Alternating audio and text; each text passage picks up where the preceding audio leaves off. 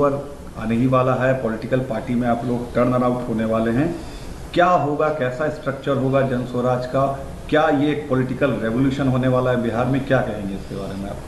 नहीं, रेवोल्यूशन की तो कोई बात नहीं है। जैसा मैंने बताया है कि जन स्वराज अभियान के शुरुआत में ही ये कहा गया था कि एक इसका महत्वपूर्ण पड़ाव, एक महत्वपूर्ण उद्देश्य ये है कि बिहार में विकल्प के अभाव में जो पिछले 25-30 सालों से लोग मजबूरी में लालू जी के डर से भाजपा और भाजपा के डर से लालू जी को वोट देते रहे हैं, वो मजबूरी राजनीतिक बंधुआ मजदूरी ख़त्म हो। इसके लिए ज़रूरी है कि बिहार के लोग मिलकर एक बेहतर विकल्प बनाएं। और वो विकल्प जब बने तो वो विकल्प किसी व्यक्ति का ना हो, जाति किसी परिवार का ना हो, बल्कि बिहार के उन सारे लोगों का दल हो जो मिलकर इस दल को बनाना चाहते हैं। तो 2-2.5 साल के बिहार के इस अभियान के एक चरण की एक तरह से आप समझिए कि समाप्ति हो रही है, और उसका प्रतिफल है कि 2 अक्टूबर को बिहार में 1 करोड़ से ज़्यादा लोग मिलकर इस दल का नींव रख रहे हैं। 2 तारीख को दल की घोषणा, औपचारिक घोषणा होगी, दल के नाम की, दल के संविधान की और उसके प्रावधानों की, और दल के साथ साथ दल के लीडरशिप की। क्योंकि जैसा कि मैंने शुरू से कहा है कि मुझे दल का नेता नहीं बनना है, तो और दल का नेता उसको बनाया जाएगा जिसको बिहार की जनता नीचे से, जो 2-2.5 साल हम लोगों ने प्रयास किया है, समाज में बात करी है, तो जिस किसी को भी समाज ने चुना है, जिस किसी को भी लोगों ने बताया, जिस किसी ने भी समाज में वो परिश्रम पराक्रम काम किया है, उसके आधार पर उनका सिलेक्शन हुआ है। 2 तारीख को आपको दिखेगा कौन लोग चुन कर आए। आपकी भूमिका क्या होगी? आप कह रहे हैं कि आप ना अध्यक्ष रहेंगे ना कुछ रहेंगे। हमारी भूमिका, देखिए, सबसे बड़ी हमारी भूमिका इससे जुड़ी है कि सबसे बड़ी चुनौती क्या है। दल बनाना सबसे बड़ी चुनौती नहीं है, दल का नेता बनना भी सबसे बड़ी चुनौती नहीं है, और मेरे नज़रिए से चुनाव जीतना भी सबसे बड़ी चुनौती नहीं है। सबसे बड़ी चुनौती है समाज को बताना, जगाना, समझाना कि आपने अब तक जातियों पर वोट दिया, 5 किलो अनाज के लिए वोट दिया, आपने मंदिर मस्जिद के लिए वोट दिया, आपने मोदी लालू नीतीश के लिए वोट दिया, आपने नेताओं के बच्चों के लिए वोट दिया, लेकिन अभी तक बिहार में आपने कभी भी अपने बच्चों के पढ़ाई और रोजगार के लिए वोट नहीं दिया। उनको ये बताना, समझाना कि भाई आप अपने बच्चों की पढ़ाई और रोजगार के लिए वोट दो, वोट चाहे जिसको भी देना है दो, लेकिन वोट अपने बच्चों के लिए दो। तो ये जो जिम्मेवारी मैंने ली है, उसके तहत मैं पैदल गांव-गांव जाता हूं, लोगों को समझाता हूं, और वो यात्रा रुकेगी नहीं। वो यात्रा इलेक्शन से नहीं जुड़ी हुई है, वो बिहार के सुधारने के मेरे संकल्प से जुड़ा हुआ है, और यात्रा तब तक चलती रहेगी जब तक बिहार के लोग ये समझ न लें, बिहार के लोग इस परिकल्पना से जुड़ न जाएं, और जुड़कर अपने बच्चों के लिए एक बेहतर व्यवस्था न बना लें। दल बन जाएगा, दल की लीडरशिप आ जाएगी, वो लोग दल को चलाएंगे। मैं जो काम पिछले 2 साल से कर रहा हूँ वही काम आगे करूँगा। मैं अभी अररिया सुपौल के इलाके में पैदल चल रहा हूँ। 2-3 दिनों के बाद मैं फिर वापस जाकर वहीं से पैदल चलना शुरू करूँगा, और आने वाले चाहे 1 साल लगे, 1.5 साल लगे, 2 साल लगे, जब तक बिहार के गांव-गांव जाकर लोगों को समझाना लें, तब तक पदयात्रा जारी रहेगी। 2025 में अगर जन स्वराज को आपके मुताबिक अगर सफलता नहीं मिलती है, उसके बाद आप क्या करेंगे? क्या ये यात्रा उसके बाद भी शुरू रहेगी? देखिए, 2 बातें हैं। मेरा जो संकल्प है बिहार को सुधारने का, वो जन स्वराज की चुनावी सफलता और विफलता से नहीं जुड़ा है। अगर मान लीजिए कि जन स्वराज को चुनावी सफलता मिल भी जाए, उससे बिहार सुधर जाएगा, ये जरूरी नहीं है। दल तो हर बार जब चुनाव होता है कोई ना कोई दल जीतता ही है। चुनाव जीतना कठिन है, लेकिन चुनाव अच्छे लोगों के साथ जीतना उससे भी ज़्यादा कठिन है। तो मेरी भूमिका है कि जन स्वराज एक ऐसी व्यवस्था बने जो अच्छे लोगों की, सही लोगों की व्यवस्था हो, जो जब जीत कर आए तो सिर्फ विधायक और सांसद बनाने वाली मशीनरी न बने, बिहार के लोगों के जीवन में परिवर्तन लाने वाली व्यवस्था बने। और उस नज़रिए से मेरा प्रयास 2025 से नहीं जुड़ा हुआ है। जैसे अभी दल बन रहा है, फरवरी मार्च के महीने में दल का एजेंडा जारी होगा, जो बिहार के सुधार का ब्लूप्रिंट है, विजन डॉक्यूमेंट है, वो जारी होगा। 25 के अक्टूबर नवंबर में चुनाव भी होगा। ये महत्वपूर्ण पड़ाव हैं, लेकिन ये यहाँ पहुँचना ये सपना नहीं है। दल बनाकर चुनाव जीतना सपना नहीं है। सपना तो ये है कि एक ऐसा बिहार बने जहां हरियाणा, पंजाब, महाराष्ट्र, गुजरात से अन्य राज्यों से लोग आकर रोजी रोजगार करें, उतना उन्नत, उतना विकास, उतना विकसित बिहार बने, वो सपना है और उसके लिए प्रयास जारी है। नीतीश कुमार से जुड़ा एक सवाल है। आपने कहा कि 4 सलाहकार मिलकर उनको गाइड कर रहे हैं, बिहार चला रहे हैं। 2020 में 3 बार उनका कॉल भी आया रिजल्ट के दिन, आपने मना भी किया, फिर भी वो सीएम बने। क्या उनका रेलेवेंस आज के बिहार के पॉलिटिक्स में है, और वो नहीं रहेंगे तो आप किसे सक्सेसर मानते हैं जेडीयू का? नहीं, देखिए, जदयू का, जब जदयू दल ही नहीं रहेगा तो जदयू का सक्सेसर क्या होगा? नीतीश कुमार का जो दल है, मैं उस दल में रहा हूँ, नीतीश कुमार के साथ काम भी किया है मैंने। उस दल की पूरी पूंजी नीतीश कुमार है। जब वही खत्म हो गई तो ब्याज से कैसे चलेगा? तो चलने वाला है नहीं, उसका कोई, उस दल का कोई भविष्य नहीं है। जहाँ तक मैंने, आपने जो कहा सलाहकारों की बात, मैंने ये कहा कि आप बिहार में किसी भी व्यक्ति से बात कीजिए, वो कहेगा अधिकारियों का राज है, अधिकारियों का जंगल राज है। आखिर लोगों को ये विचार करने की बात है कि अधिकारियों का जंगल राज हुआ कैसे? नीतीश कुमार तो पहले भी मुख्यमंत्री थे। हुआ ऐसा है कि नीतीश कुमार ने पिछले कुछ सालों से विधायकों के बजाय, मंत्रियों के बजाय, पंचायती राज से जुड़े हुए लोगों के बजाय, अपने कार्यकर्ताओं के बजाय पूरी व्यवस्था अपने चंद 2-4 सलाहकारों के हवाले कर दी है। अब जैसे जैसे नीतीश कुमार की अपनी स्थिति जो लोग बता रहे हैं, मैं उनके व्यक्तिगत स्वास्थ्य की, अच्छी स्वास्थ्य की कामना करता हूं, लेकिन लोग जो बता रहे हैं उनकी जो स्थिति है शारीरिक, मानसिक, उसमें वो बहुत सक्रिय हैं नहीं। तो जो उनके इर्द गिर्द के सलाहकार हैं वही लोग चला रहे हैं। अब ये वो लोग हैं जिनका कोई, ये किसी के प्रति जवाबदेह नहीं है, क्योंकि ये सरकारी अफसर भी नहीं है, ये सेवानिवृत्त अफसर हैं। तो जब आप सरकारी अफसर होते हैं तो फिर भी आपकी एक जवाबदेही अपनी कुर्सी के प्रति, व्यवस्था के प्रति। जब आप सेवानिवृत्त हो गए तो आपकी सिर्फ एक जवाबदेही है, जिसने आपको सलाहकार बनाया है आप उसके प्रति उत्तरदायी है। आपने कोई राजनीतिक पद आपका है नहीं, जनता ने आपको मैंडेट दिया नहीं है, सरकारी नौकरी के वजह से जो आपको पावर मिलता है वो है नहीं। आप सरकारी नौकर थे, नेताजी ने आपको सलाहकार बना दिया, तो आप एक तरह से एक्स्ट्रा कॉन्स्टिट्यूशनल अथॉरिटी के तौर पर काम कर रहे हैं। और इसी वजह से इन्हीं 3-4, अब इनका कोई ना जनता से सरोकार है, ना इनको सरकारी व्यवस्था से कोई सरोकार है, ये स्वच्छंद व्यवस्था बना ली इन्होंने।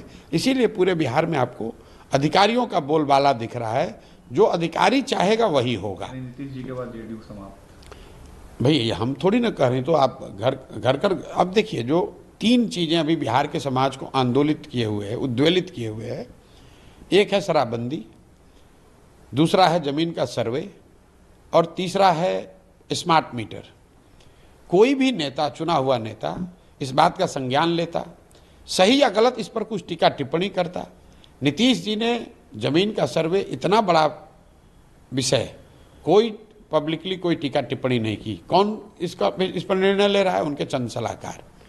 शराबबंदी के नाम पर पूरे बिहार के हर घर में होम डिलीवरी हो रही है, 20,000 करोड़ का नुकसान हो रहा है, शराब और बालू माफिया फल फूल रहे हैं। इस पर निर्णय, कोई चर्चा, कोई वक्तव्य नहीं। कौन चला रहा है, कौन निर्णय ले रहा है? नीतीश के सलाहकार। स्मार्ट मीटर को लेकर समाज इतना उद्वेलित है, जबरदस्ती आप लोगों को दबाकर, डराकर उनको स्मार्ट मीटर स्वीकार करने के लिए कह रहे हैं। स्मार्ट मीटर लगाना है लगाइए, लेकिन जनता की बात सुन तो लो भाई। स्मार्ट मीटर आप लगा रहे हैं, आप गांव में जाकर देखिए, हो ये रहा है कि अगर आपने स्मार्ट मीटर का रिचार्ज नहीं किया, आपका बिजली कट गया। 10 दिन के बाद अगर आपने पैसा जुटाकर मीटर को रिचार्ज करा लिया, लेकिन जो आपका फिक्स्ड कॉस्ट है वो लगना ही लगना है, तो 10 दिन के बाद जब आपने रिचार्ज कराया 1000 से, तो जो फिक्स्ड कॉस्ट है उसका 400-500 रुपये आपका कट गया, तो एक्चुअल रिचार्ज आपको 400 रुपये ही मिला। लोग नीचे परेशान हैं कि भाई एक तो पैसा नहीं, उसके लिए स्मार्ट बिजली कट गई। जब उसने पैसा जमा करके उसको रिचार्ज कराया तो आधा या आधा से ज़्यादा पैसा आपके फिक्स्ड कॉस्ट की तरफ, मान लीजिए 15 दिन लग गया, तो आधे महीने का फिक्स्ड कॉस्ट तो उसका ऐसे ही कट गया। तो इस तरह की जो बात है, एक तो निर्णय सही है गलत है एक बात है, दूसरा लोकतंत्र में जनप्रतिनिधियों का काम क्या है कि कम से कम जनता की बात आप सुनिए तो सही, और ये कोई सुनने वाला ही नहीं। आप मुझे बताइए, नीतीश कुमार के पिछले 2 महीनों में कोई पब्लिक में कोई उन्होंने बयान दिया हो?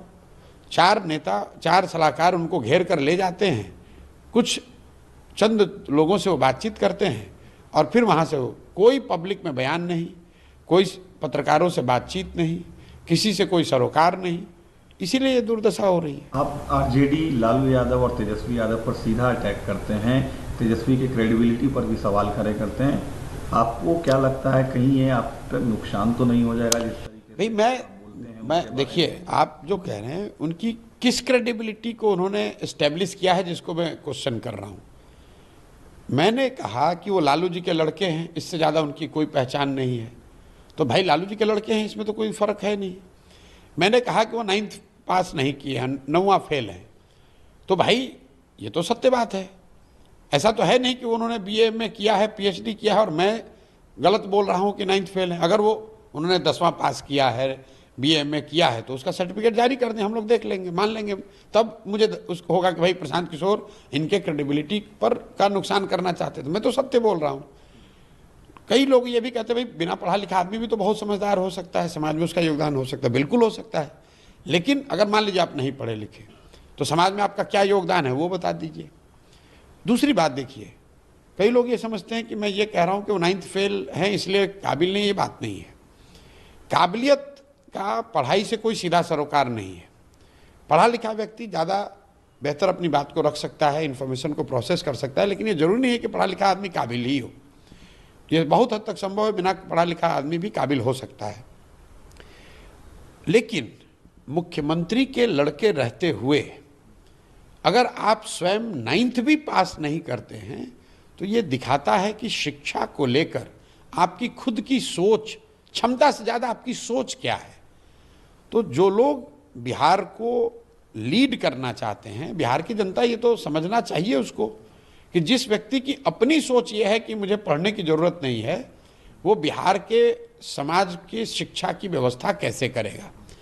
आप परिस्थितिवश नहीं पढ़ पाए, उससे कोई दिक्कत नहीं है। तमिलनाडु में बहुत बड़े लीडर थे कामराज, उनका कोई फॉर्मल एजुकेशन नहीं था, लेकिन समाज के लिए उन्होंने आज़ादी की लड़ाई में बहुत लंबी लड़ाई लड़ी थी। और जब वो मुख्यमंत्री बने तो बच्चों की पढ़ाई के लिए उनकी बहुत बड़ी सोच थी। यहाँ पर तो पढ़ाई का कोई महत्व ही नहीं है।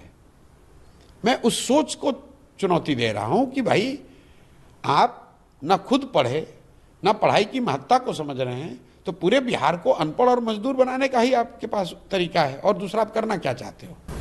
कुछ सवाल आपसे नेशनल पॉलिटिक्स पर लेना चाहेंगे। आपको क्या लगता है मोदी तीसरे कार्यकाल में अपने कमजोर हुए हैं पहले की अपेक्षा, और उनके जो अलाइज हैं नीतीश और नायडू, क्या लास्ट लॉन्ग करेंगे उनके तीसरे टर्म में? देखिए, मोदी तीसरे टर्म में कमजोर प्रधानमंत्री हैं, ये तो आपको दिख ही रहा है। लेकिन हमने तो इलेक्शन से पहले ये बात कहा कि सीटों का नंबर कुछ भी हो, तीसरा टर्म जो मोदी का होगा वो उस तीसरे टर्म में वो कमजोर प्रधानमंत्री साबित होंगे।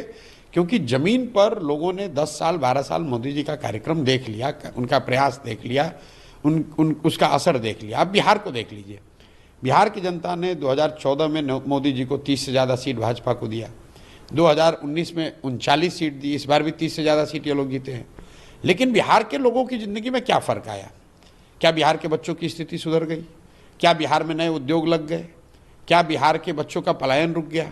और अगर ये नहीं हुआ तो निश्चित तौर पर आज जितने लोग मोदी जी के फैन थे, जितने लोग मोदी जी के समर्थक वोटर 2014-19 में थे, वो तो आज कमी होगी। और लोकतंत्र में लीडर की जो ताकत है, वो ताकत क्या है? जनता का सपोर्ट। तो अगर जनता का सपोर्ट कम हुआ है तो प्रधानमंत्री रहें या सांसद रहें या विधायक हों या मुखिया हों, उनका ताकत तो कम होगा ही होगा। दोनों अलाइज रहेंगे 5 साल पूरे? देखिए, एलाइज रहेंगे कि नहीं रहेंगे तो एलाइज को पता है, उनको पता है। इतना स्पष्ट है कि मोदी जी और ये जो सरकार है, ये इनकी लोकप्रियता, इनकी ताकत कम हुई है। और आगे की लॉन्जिविटी इस पर डिपेंड करेगी कि आने वाले 2-2.5 साल में जो 9 राज्यों के चुनाव हो रहे हैं, जम्मू कश्मीर, दिल्ली, हरियाणा, महाराष्ट्र, झारखंड, बिहार, बंगाल, असम और तमिलनाडु, इन राज्यों के चुनाव के परिणाम अगर बीजेपी के खिलाफ हुए तो निश्चित तौर पर सरकार की स्थिरता को लेकर सवाल उठेंगे। अगर इन राज्यों में बीजेपी ने अच्छा परफॉर्मेंस किया तो उनकी ताकत बनी रहेगी। तो आपको क्या लगता है इन राज्यों में बीजेपी का परफॉर्मेंस कैसा होगा? अब कैसा रहेगा ये तो उन राज्य वो तो उन राज्यों की स्थिति के लोग बता सकते हैं। बिहार में मैं जानता हूं कि बीजेपी लैकलस्टर नेतृत्व है, उनका कोई ना चेहरा है, ना उनका कोई प्रयास है, ना उनकी कोई बात कर रहा है। उन लोगों ने अपना नेतृत्व नीतीश जी के हवाले करके छोड़ दिया है, जबकि बीजेपी का खुद का बीजेपी का कार्यकर्ता एक एक कार्यकर्ता मान रहा है कि नीतीश जी के नाम पर चुनाव लड़कर जीत नहीं सकते हैं। लेकिन देखिए, कभी कभी नियति भी अपने तरीके से काम करती है। बीजेपी की मजबूरी ये है कि वो नीतीश को मुख्यमंत्री के पद से हटा नहीं सकते हैं, क्योंकि उनको दिल्ली में सरकार चलानी है, और उनको ये भी पता है कि नीतीश को मुख्यमंत्री रहते वो बिहार में चुनाव जीत नहीं सकते हैं। तो भाजपा की हालत तो बिहार में ऐसी है कि ना आप दाएं जा सकते हैं ना बाएं जा सकते हैं। उनको मालूम है कि सरकार में क्या परेशानी है, उनको मालूम है कि नीतीश के साथ वो जीत नहीं सकते हैं, लेकिन बिहार में वो कुछ कर नहीं सकते हैं, क्योंकि दिल्ली में सरकार चलाने के लिए उनको नीतीश की मदद की जरूरत है। मोदी के तीसरे कार्यकाल का 100 दिन का जो काम है उसको कैसे देखते हैं? उन्होंने जो प्रॉमिस किया था क्या उन्होंने पूरा किया? भाई, उन्होंने क्या प्रॉमिस किया था पहले मैंने ध्यान भी नहीं दिया, और उन्होंने क्या किया नहीं किया मेरा उससे कोई सरोकार नहीं है। मैं बिहार में एक तरीके से I am buried in the bushes of Bihar, और मुझे दूसरे किसी चीज़ की ना चिंता है ना ज़्यादा खबर है। 100 दिन कब हुआ मुझे ये भी नहीं मालूम है। 100 दिन में उन्होंने क्या किया नहीं किया, कम से कम बिहार में तो कुछ नहीं दिखा। अगर बिहार में कुछ दिखता तो मैं आपको ज़रूर बताता। बिहार में तो यही दिखा कि जो थोड़े बहुत उनके समर्थक हैं वो भी अब उसको छोड़कर हताश होकर धीरे धीरे जन स्वराज की ओर जा रहे हैं। एक आखिरी सवाल लेंगे, राहुल गांधी का जो रिबॉर्न हुआ एज अ एलओपी कैसे देखते हैं आप? नेशनल पॉलिटिक्स में कुछ इम्पैक्ट उसका? नहीं, निश्चित तौर पर कांग्रेस की जो दशा या दुर्दशा थी उसमें थोड़ा सुधार हुआ है। अगर आपके 50-55 एमपी थे वो बढ़कर 100 हो गए, तो निश्चित तौर पर आपकी ताकत बढ़ी है। और जो पिछले 1.5-2 साल से राहुल गांधी ने अपने तरीके से जो प्रयास किया है उसका भी उनको फ़ायदा मिला है। और इसका फ़ायदा ये है कि कांग्रेस में उनका नेतृत्व अब पूरी तरीके से इस्टेब्लिश्ड है। जो कांग्रेस पार्टी है उसके जो लीडर हैं, कार्यकर्ता, समर्थक हैं, उनको ऐसा लगता है, शायद वो विश्वास भी उनको, कि राहुल गांधी कांग्रेस को आगे लीड कर सकते हैं, कांग्रेस को वापस उसके ग्लोरी डेज में ला सकते हैं। उस बात को राहुल गांधी के अपने 2 साल के प्रयास ने सेटल कर दिया है। लेकिन राहुल गांधी कांग्रेस के लीडर इस्टेब्लिश हो गए हैं, देश के लीडर अभी नहीं हुए हैं, क्योंकि उन्हीं के पार्टी की उनकी जो दादी थी इंदिरा जी की जब जीवन में सबसे बड़ी हार हुई 1977 में, तो मुझे लगता है कांग्रेस को उस समय 154 सीट कांग्रेस पार्टी को मिली थी। तो इंदिरा जी के जीवन की सबसे बड़ी हार में कांग्रेस को 154 सीट मिला था, और राहुल गांधी के जीवन की सबसे बड़ी जीत जो है, जिसको बताया जा रहा है सबसे बड़ी जीत, उसमें कांग्रेस को 99 सीट मिला है।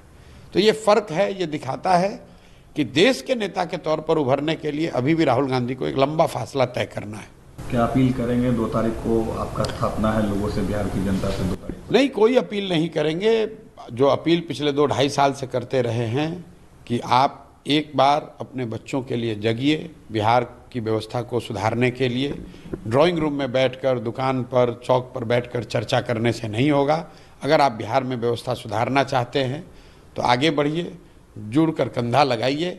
जब तक बिहार के लोग खुद से प्रयास नहीं करेंगे तो दूसरे लोग, कहीं केरल से, तमिलनाडु से लोग आकर बिहार नहीं सुधार सकते हैं।